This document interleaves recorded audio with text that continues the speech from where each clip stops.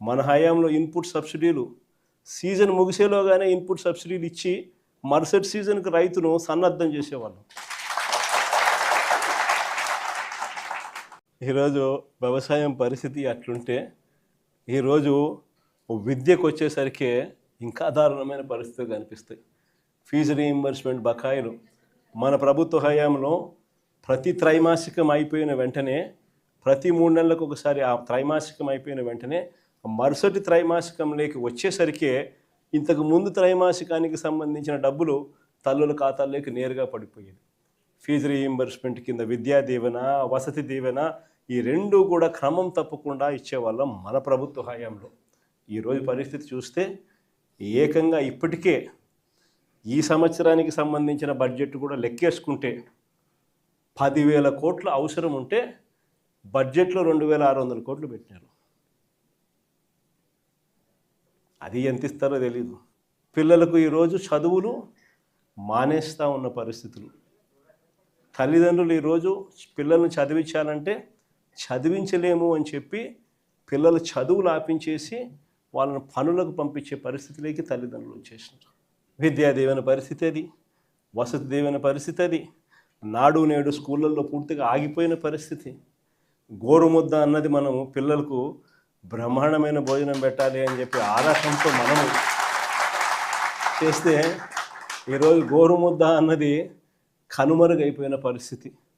8వ తరగతికి వచ్చేసరికి పిల్లల చేతుల్లో ట్యాబులు కనిపించేటివి. ప్రతి స్కూలు ఇంగ్లీష్ మీడియం. నాడు నేడుతో 6వ తరగతి నుంచి ప్రతి క్లాసు డిజిటైజ్డ్ క్లాస్ రూమ్.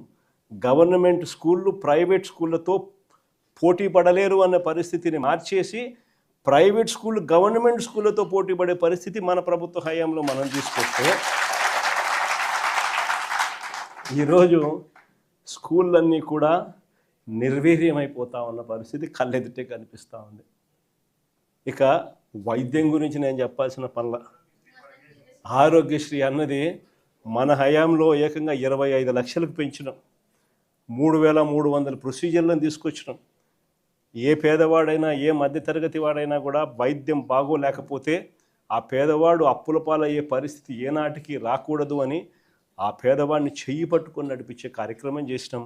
వైద్యం చేయించడమే కాకుండా వైద్యం అయిపోయిన తర్వాత రెస్ట్ తీసుకునే దానికోసం ఆరోగ్య ఆసరా అని చెప్పి నెలకు 5,000 రూపాయల డబ్బులు చేతిలో రివర్స్ పెట్టి పంపించేవాళ్ళం మన హయాంలో.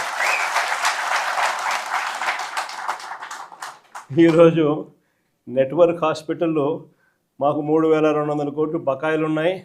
చంద్రబాబు నాయుడు గారు ఈ బకాయిలు ఇవ్వకపోతే మేము చేతులు ఎత్తేస్తున్నాము, మేము బోర్డు తిప్పేస్తూ ఉన్నాము అని చెప్పి ఏకంగా స్ట్రైకులు చేస్తూ ఉన్న పరిస్థితి. పేదవానికి ఈరోజు ఆరోగ్యం అందుతూ ఉన్నా అందకపోయినా కానీ కనీసం ఆలోచన చేసే నాతుడు కూడా ఈరోజు రాష్ట్రంలో కరువైన పరిస్థితి. ఇలా ఏ వ్యవస్థ చూసుకున్నా ఎక్కడా కూడా మంచి కనపడడంలా, అన్నీ కూడా తిరోగమనమే కనిపిస్తూ ఉన్నాయి. రాష్ట్రానికి సంబంధించి ప్రభుత్వం బాధ్యతగా చేయాల్సినవి ఏవి కూడా బాధ్యతలు నిర్వర్తించడంలా. నాడు నేడు ఆగిపోయింది. మెడికల్ కాలేజీలు అమ్మేస్తూ ఉన్నారు. ముఖ్యమైన రాయలసీమ లిఫ్ట్ వంటి ప్రాజెక్టులన్నీ కూడా చేయకుండా ఆపేసిన కార్యక్రమాలు కనపడతా ఉన్నాయి. రైతుల గురించి పట్టించుకునే నాతుడు లేదు, పిల్లల గురించి పట్టించుకునేవాడు లేడు, అక్క చెల్లెమ్మల గురించి పట్టించుకునేవాడు లేడు. చివరికి అక్క చెల్లెమ్మలకు పొదుపు సంఘాలకు 0 వడ్డీ డబ్బులు కూడా ఇవ్వని పరిస్థితి. స్కీములకు అయితే దేవుడు ఎరుగు, కనీసం 0 వడ్డీకి డబ్బులు కూడా ఇవ్వని పరిస్థితిలోకి అక్క చెల్లెమ్మలు మొత్తం నిర్వీర్యమైపోయిన పరిస్థితులు ఈరోజు రాష్ట్రంలో కనిపిస్తూ ఉంది. ఇలాంటి పరిస్థితుల మధ్య వైఎస్ఆర్ కాంగ్రెస్ పార్టీ శ్రేణులు ప్రజల తరపున పోరాటం చేయడానికి వైఎస్ఆర్సీపీ జెండాను చేత పట్టుకుని ప్రజలకు అండగా తోడుగా మేము ఉన్నాము అని చెప్పి ఈరోజు వైఎస్ఆర్సీపీ పార్టీ రాష్ట్ర వ్యాప్తంగా ప్రజలకు తోడుగా ఉందని చెప్పి గర్వంగా కూడా ఈరోజు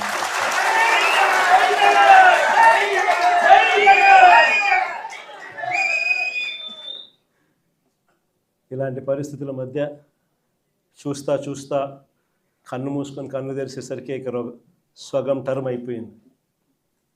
5 ఏళ్ల కాలంలో సగం టర్మ్ అయిపోయింది. ఇక మిగిలినది మరో సగం టర్మే.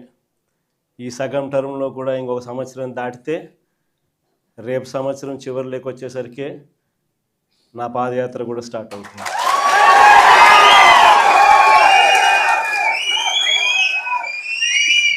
దాని తర్వాత 1.5 సంవత్సరం నేను కూడా రోడ్డు మీదనే ప్రజలతోనే ప్రతి నియోజకవర్గము తిరుగుతూ వస్తా. ఆ తర్వాత ఆ పాదయాత్ర స్టార్ట్ అయిన తర్వాత చంద్రబాబు నాయుడు గారికి వైఎస్ఆర్ కాంగ్రెస్ పార్టీ శ్రేణులు ప్రతిరోజు చంద్రబాబు నాయుడు గారికి సినిమా చూపిస్తాను. చంద్రబాబు నాయుడు గారికి మోస్ట్ ప్రాక్టికల్ సొల్యూషన్ ఇచ్చినాం మనం. అయ్యా చంద్రబాబు గారు, రాష్ట్రానికి